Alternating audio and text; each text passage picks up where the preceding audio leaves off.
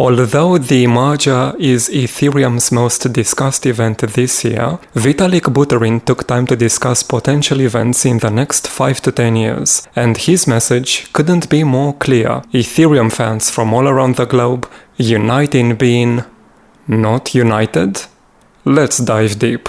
At the recent BUIDL Asia conference in Seoul, Vitalik Buterin, who, for the 3 people on the planet who still don't know, is the main founder of Ethereum, discussed the highly anticipated merger event, one of the most crucial technical updates to occur within Ethereum since its inception, as it moves from proof of work to a proof of stake consensus mechanism. By the way, the Ethereum developers are currently targeting September 19th as the date of the merger, if everything goes well with the integration of the early testnet in mid-August. Buterin took time to discuss potential future forks of the Ethereum blockchain, and he made a fairly interesting point that not many of us thought about. If there are going to be any other forks, they are going to be mostly decided by the centralized stablecoins. That's logical, isn't it?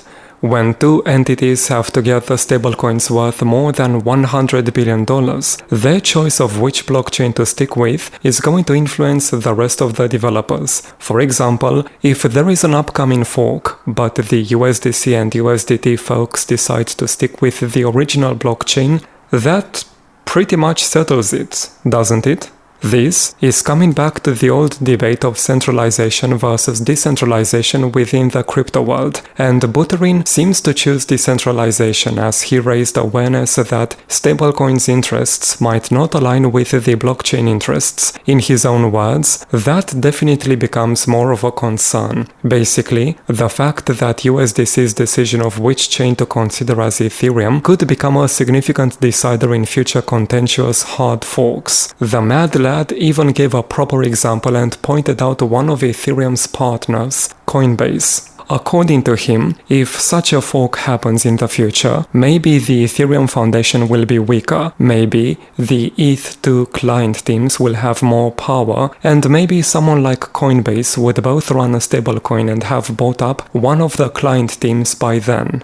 Because of this, the only logical solution is to bring more players to the stablecoin game in order to increase democracy. As Buterin said, the best answer I can come up with is to encourage the adoption of more kinds of stablecoins. Basically, people could use USDC, but then they could also use DAI. If you ask my opinion in all of this, I agree with him on this specific case, but tend to disagree on a fundamental level. I generally think that centralization, in spite of all its downfalls, brings the needed stability, which in turn brings money. I mean institutional level money.